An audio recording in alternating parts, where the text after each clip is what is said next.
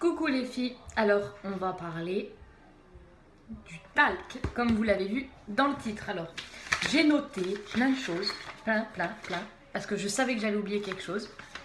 Alors, c'est un produit miracle qu'on a oublié avec le temps et avec tout ce qui sort, n'est-ce pas? Donc, si vous avez ça, vous n'avez pratiquement plus besoin de grand-chose.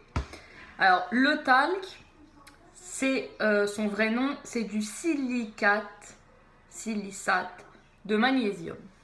Alors on va faire le petit cours d'histoire. Donc il y a deux types de talc. Le naturel, qui est pas bon, contrairement à ce qu'on peut penser. Le talc naturel, de toute façon pour en trouver, je pense que ça va être difficile. Mais le talc naturel, dedans il y a des choses pas bonnes du tout comme de l'amiante. Donc pas de talc naturel. Le fabriqué par l'homme, lui, par contre, n'a aucune nocivité parce qu'il est utilisé en cosmétologie. Donc, le talc fabriqué par l'homme, aucun problème. Voilà, ça commence. Donc, où j'en suis? Voilà.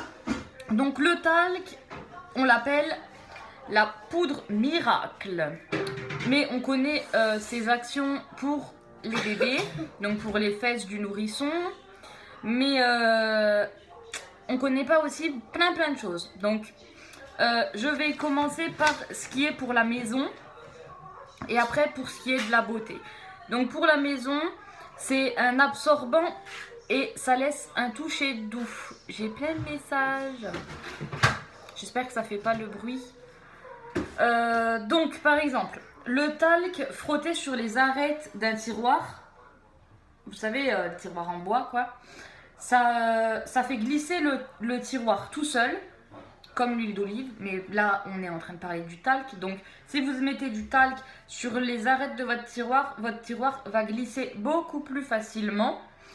Pour le parquet et pour les marches en bois, pareil, vous mettez du talc, ça ne va plus grincer.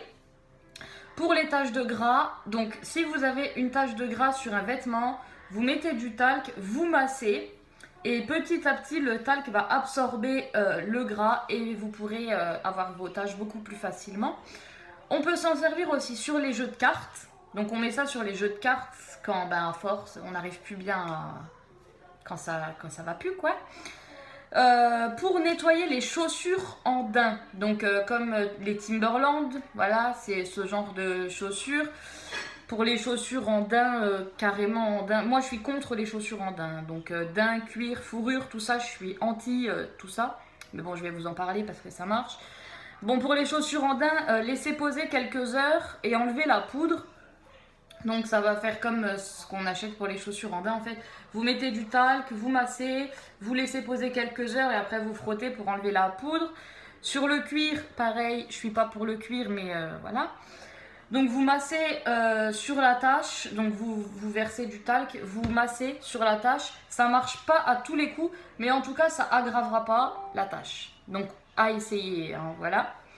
L'intérieur des chaussures, je l'ai pas dit, donc à mettre dans l'intérieur des chaussures pour absorber la transpiration, donc les odeurs.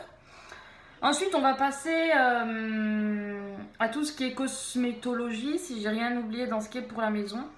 Donc c'est bon pour tous les types de peau, parce que c'est bon pour les peaux sèches, c'est bon pour les peaux grasses, c'est bon pour les peaux sèches parce que c'est un anti-irritant, c'est bon pour les peaux grasses parce que c'est un hyper bon absorbant. D'ailleurs, j'ai plus beaucoup de boutons depuis que je suis passée à ça, ça a tout absorbé. Donc bon pour les peaux irritées, bon pour les peaux sèches, bon pour les peaux grasses. Ça fait un super déodorant. D'ailleurs dans mes lives beaucoup l'ont vu, je m'en sers comme déodorant. Donc ça n'enlève pas l'odeur mais ça absorbe la transpiration. Mais pour un déodorant fait maison, si vous voulez, je vous ferai un DIY avec de l'huile de coco, du bicarbonate de soude. Il faut vraiment pas grand chose.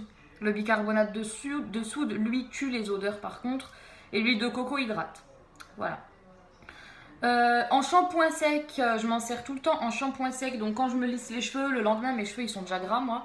Donc je mets du talc sur mes racines, je frotte bien et après je secoue. Vous n'avez pas les cheveux blancs, pas de panique. Vous brossez bien pour enlever, ça va absorber pareil tout le sébum.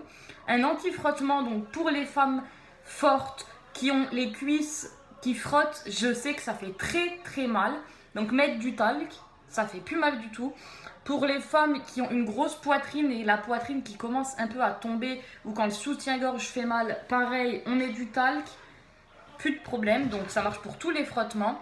Ça sert aussi de poudre matifiante pour l'anti-cerne, le fond de teint et tout. Et ça marche super bien, je le fais aussi. Et on peut faire du blush.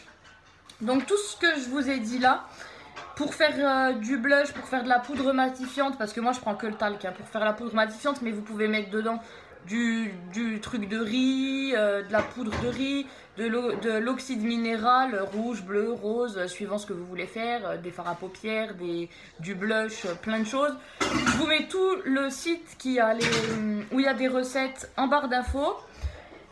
Et comme ça, vous pourrez aller voir. Et sur Amazon, ils vendent tout pour pouvoir fabriquer. Ils vendent du talc cosmétique exprès pour faire de la cosmétologie. Et on peut tout faire avec des produits naturels. Donc, je vous mets tout ça en barre d'infos. Et si vous aimez bien les genres d'astuces comme ça, ben, tapez un. Non, je rigole. Mettez un pouce et un petit commentaire, ça encourage. Voilà, je vous fais des gros bisous. À bientôt les filles.